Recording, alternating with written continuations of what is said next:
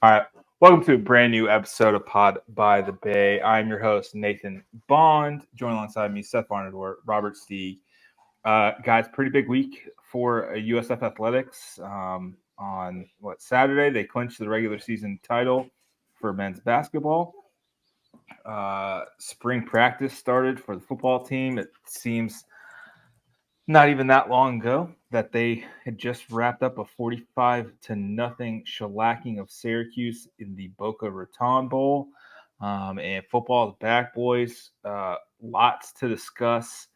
Quickie episode this evening. Where do you guys want to start first? I'm gonna do a little podcast business, and then we'll kind of talk about everything else. BayAreaExaminer.com is now live. There are stuff that you can buy. There are mugs. There are cool T-shirts that we've designed with our logo on it.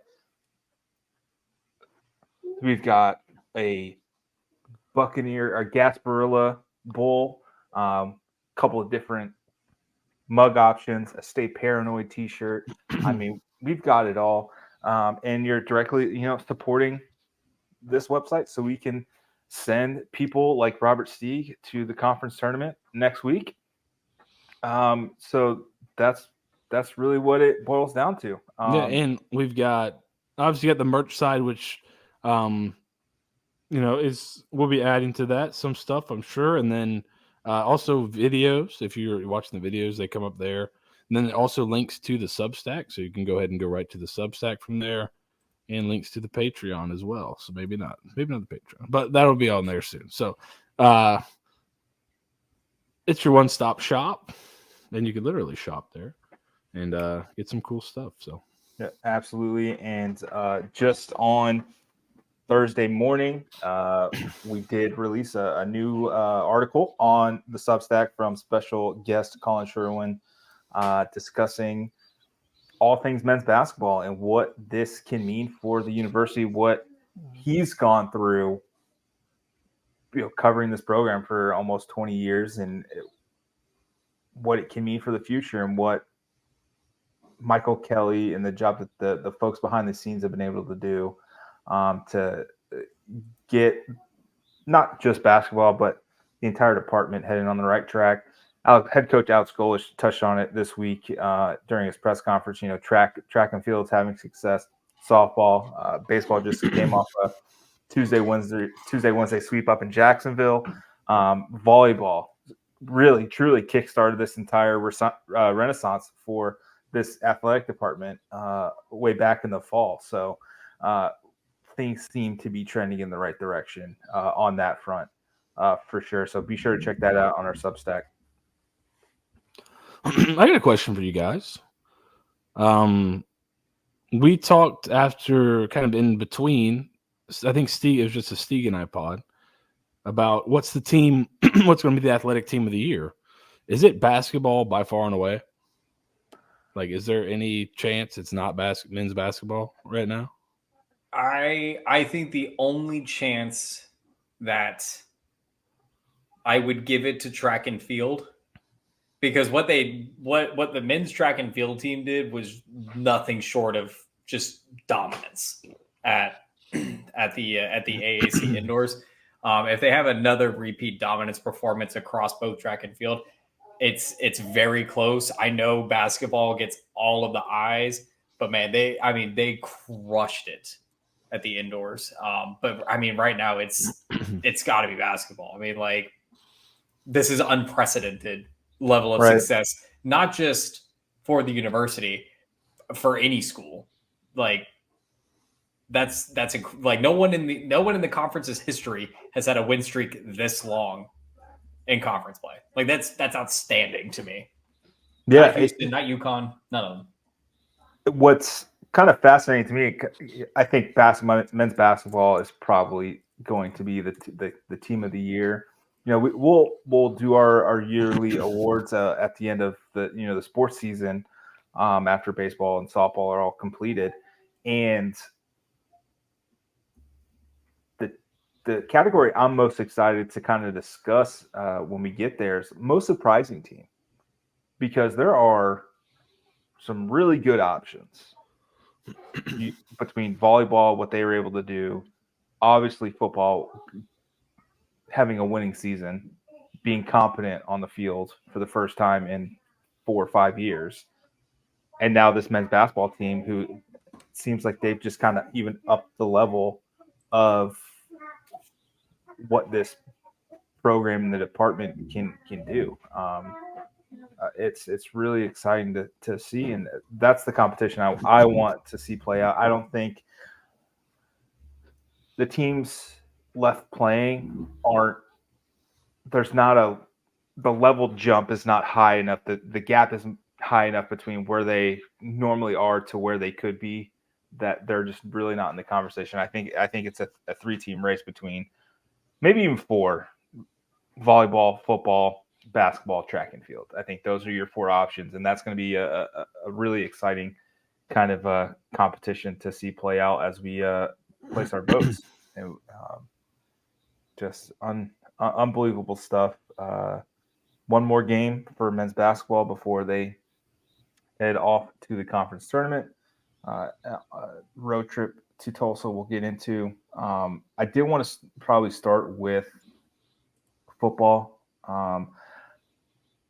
Spring practice sprung on us pretty quick and kind of shockingly, just because basketball's been so fun. Usually we're waiting like, oh my God, please, football, please save us.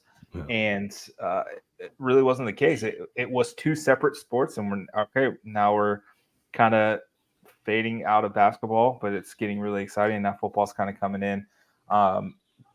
Did anything kind of surprise you from Alex Golesh's press conference on Tuesday after their first practice?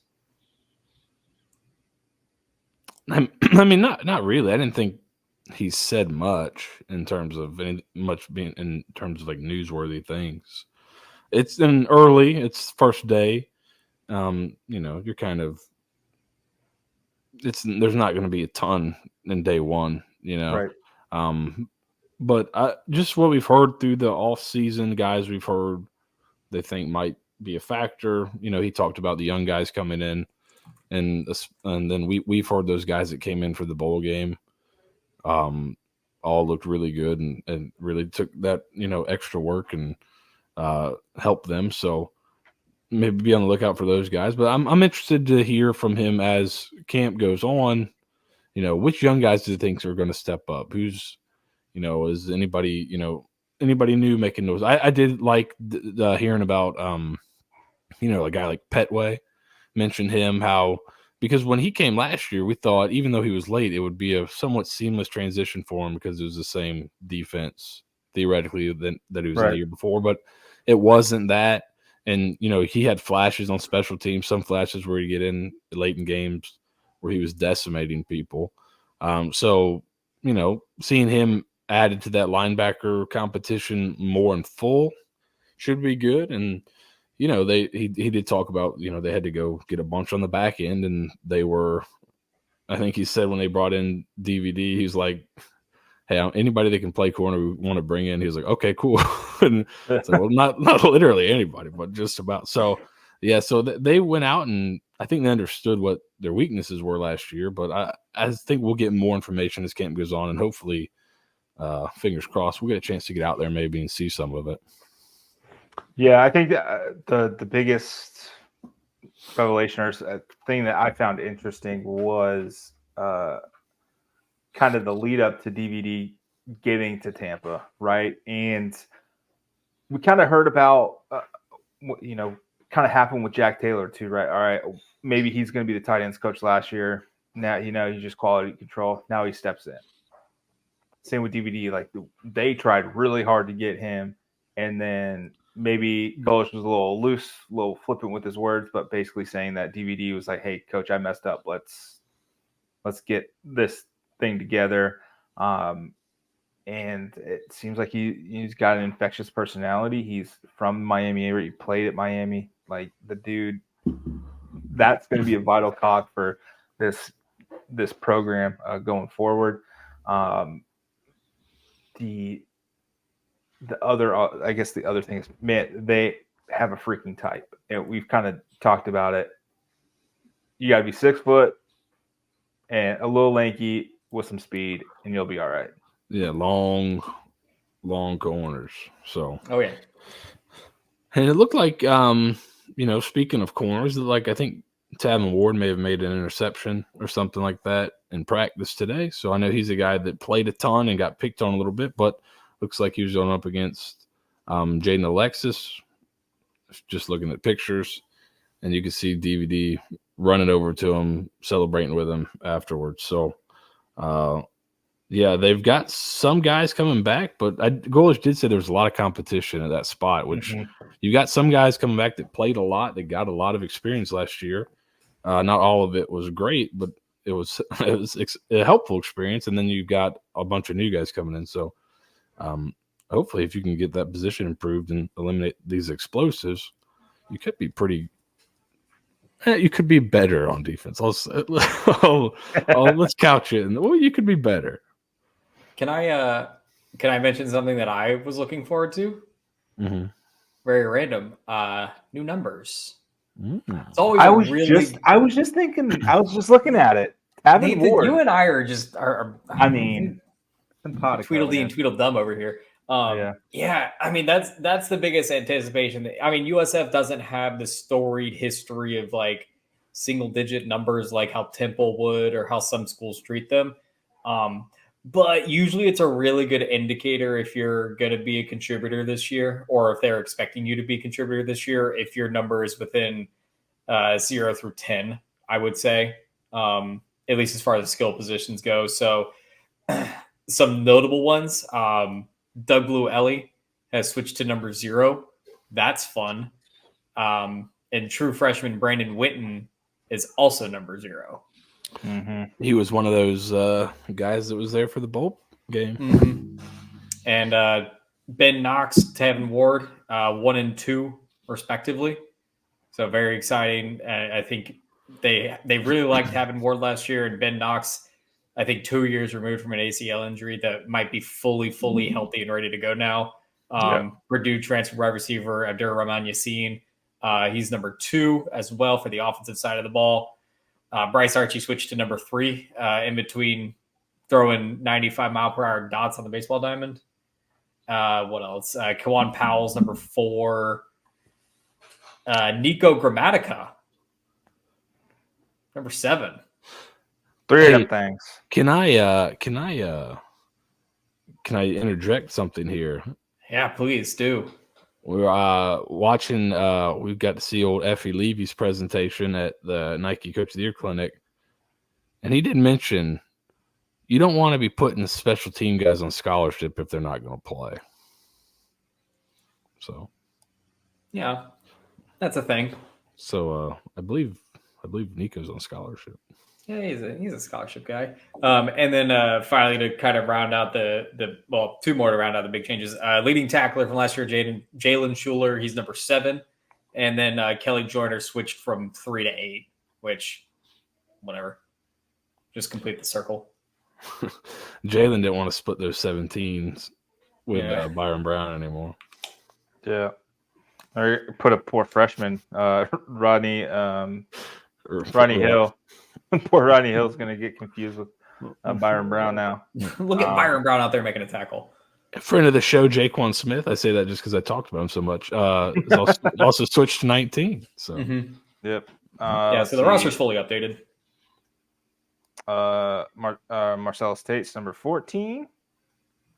Who else? Jonathan Eccles, number 11. That seems to be like the big ones. But you mentioned Bernard Gooden. He's going to be able to play this year, which is just another body on the inside that has to help. Mm-hmm. I mean, it can't hurt. You've got 3 defensive tackles with single-digit numbers, which I love. Plus Jason Vaughn, number 4, who somehow still has eligibility. I've ceased to know how all of these things work. I was shocked that Chris Youngblood had an extra year because he's played for 4 seasons, but I guess that 2020-2021 season didn't count for him. Let him count, baby. Yeah, I love the COVID stuff. My favorite is in Discord. We've been just going back and forth on like who can come back, who can't come back. And we were like, I know Jose Placier cannot come back. There is literally no way he can. Everyone else, throw the hat in the ring. Maybe they can go, they can stay. It depends on what they want to do. Shout out Jose getting drafted in the Puerto Rican NBA and Puerto Rican draft. Yeah, right? he did. 6th overall. Basketball league. Yeah, look at that. It's funny because like on my For You page on Twitter, like it popped up, but it popped up in Spanish, and so like I saw like obviously it had to do with USF, so it said Jose Placier from USF, and I was like, oh, but it was all in Spanish, and I was like, oh, whatever. It's probably like Jose Placier playing well, and then like I went back to that tweet today after someone mentioned it in Discord, and I was like, oh, he got drafted. How fun! Cool. Someone needs to brush up on their Duolingo, bro. I'm on German Duolingo. Yeah. Well, that served no purpose for you. Absolutely. You have no German players. Not yet. Women's basketball. I'm sure they're always looking.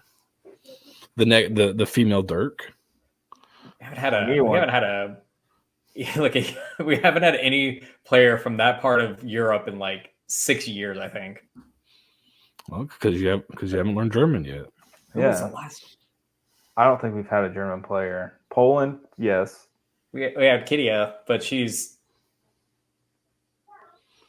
good trivia question for the Ponderosa section. No Fraulines. She's a Kit's from Latvia. Maria Jespersen was from Sweden, Poland. She's tall and blonde, which is I just assume Sweden, but I'm pretty sure she might be Polish. Oh, she was Danish. Ooh. Who? Maria? Oh wait, no, this is different. Wait, is it? No, this is a different one. That's a different Maria Jespersen. That can't be right. There's how many of them are there? It's like Jones over there. Jespersen. Oh, we're getting way off the rails now. We're going. Yeah, we are. We're going women's basketball. I know. I got to figure this out. No, yeah, Denmark. Oh, she was Danish. Perfect. Yeah. I was not. There's another Maria Jespersen, and she plays tennis. Then, who would have thought? Yeah, wild. All right. How about men's basketball? No. we got to figure out if there's ever been a German female basketball player. That's what we got to do. Dober's from Serbia. He's out. Yeah, I don't think there has been one, unless I'm just blanking on someone super. I think you've nailed it. Yeah. Oh, well. I could just go straight to the horse and ask. What an odd question. You ever had a German basketball player? I'm learning German in Duolingo. Just really looking at practice. Like, okay, cool. Yeah, I'm trying to prepare for a conference tournament, Steve. Why are you messing with me right now? I know you're not doing anything right now on a Thursday night. Quick question.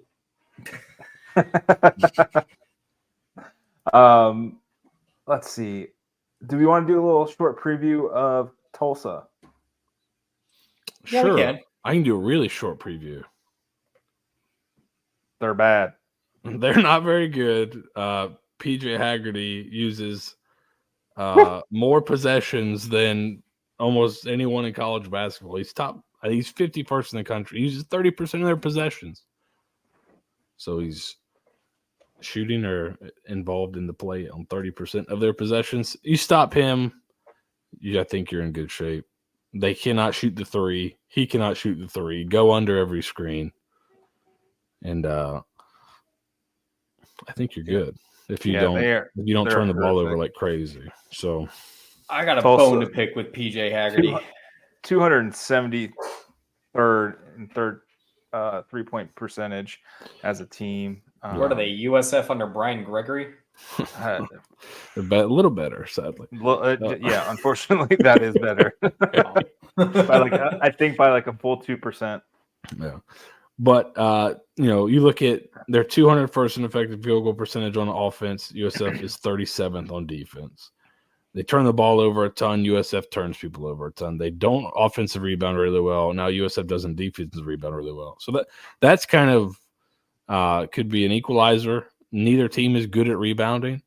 So if you have a repeat of the SMU game where you're getting beaten on the boards a lot, but a kind of normal distribution of rebounds, this should be a game you're pretty comfortable in, even though it is on the road. Yeah. This Tulsa team's gotten worse, I think, since the last time they played in terms of like ratings, and as more stuff's come in, they're closer to 200. I think the first time they played, they were a little bit better than that. But right now on KenPom, they're 191st. USF is 83rd. They were 179 when they played USF the first time. Yeah, so they've kind of been dropping gradually. So, and thanks to them, USF hasn't. It looks like USF hasn't moved since that December or that first matchup. Oh, I guess they moved up 112. They were 112. Yeah. 83. Nation's longest active win streak, fellas. I mean, no one else has more than 10. And you look like we get why USF's probably not going to make the tournament if they don't win out. And you look at like the longest active win streaks in the country, and you're like, oh yeah, I get it. Like Little Rock has won 9 straight. Like it's all the small conferences who the rest of them are not great. And if we're gonna be frank here, the American has been not good this season. I think the teams that were supposed to be really good have not been as good as people thought. Yeah, no. Like which Charlotte would have made up for the bottom. Right. Charlotte and USF being a surprisingly good team would have helped if FAU and Memphis were also at the level they were supposed to be at. Yeah. And then you sprinkle in SMU and North Texas, who are, okay, but the bottom falls out with UTSA, Temple, honestly, ECU, Rice. Like it's and Memphis was a little. I mean, what's interesting about them is they were kind of. I don't know what the thought was on Michigan at the time, but they played Michigan and Arkansas, both them early, and those teams have both kind of disappointed this year. So I wonder if those wins are somewhat inflated. Right. Now they did beat Clemson as well, who's done well, and Virginia, Texas A&M, but they kind of got the benefit of playing some teams with nice reputations early, and that kind of helped them a lot. But they've just been, middling in the conference, really. Yeah, they've kind of figured it out since the back-to-back losses to North Texas SMU. They've won 4 straight. They have FAU on Saturday to wrap it up before conference play. So we've got that going for us. This game is, in reality, it's fun to. Do you guys view this game as a free roll, basically? Like Tulsa? Yeah, because it doesn't matter if they win or lose, really. Seemingly, I don't want to lose the streak to Tulsa. I don't either. I think like having the ranking going into the tournament would be nice, and you may even move up a little bit more by the time the tournament starts. You might be 23, 22. That would be nice, but in terms of making the tournament, it's kind of a free roll, right? Well, I in my opinion, and it's just the same thing in Survivor 2, you don't get complacent. Even if you just know you can just walk the dog for a night, because the second you get complacent is the second that you let everyone else catch up. And I don't think Amir is the type of guy where he knows now. He's very much aware of it. He's online enough to know that there is a lot of talk about South Florida and the slim chance they have to make the tournament. And I don't think he wants to leave any doubt at this point. And I think a loss to Tulsa puts more doubt back into people's minds of an already slim chance at an at-large. Yeah. So don't risk it. Just win the next 4 games. Just don't risk it. You know, No, it's not worth the risk. I guess my thing is like if somehow they played terrible and got upset, it doesn't really change much. Would it change? Yeah, it really wouldn't. Like it would go give from- people ammunition to say, "See, we told you so," which would suck. But if they won the conference tournament, then that it won't seems to matter. be their only chance, according to everybody, which sucks. But you know, they say that now, but also the thing about net that I think is not talked about enough is they're not looking at your net through the whole year. They wait till the end and then, okay, let's look at the net now. That's why, like, it's really the committee is really looking at the selection committee the day they're have to finalize everything. That's when net actually matters. So obviously, it's better if you win and your best wins win all the way through the tournament. But it certainly seems like they're not going to be invited to the party for one reason or another unless they force their way in. So, you'd like to win the rest of the games, but if you got to lose one of the next 3 or one of the next 4, this is the one. So, yeah. Just win. Just win the next game. You can do that. Just keep winning. Yeah. If you win the next game, if you just keep winning the next game, you'll be national champions. Simple as that. That'd be cool. It is simple as that. With that said, we're going to wrap up this episode of Pod by the Bay, proudly presented by the Bay Area Examiner. You will have a Ponderosa episode this week as well. So be on the lookout for that. Tell your friends, BayAreaExaminer.com. Get all the merch that you want. Fun stuff. Seth, Steeg, it's been a pleasure as always. Go Bulls. Go Bulls. Good Bulls. I tip my hat to you, gentlemen. Your hats.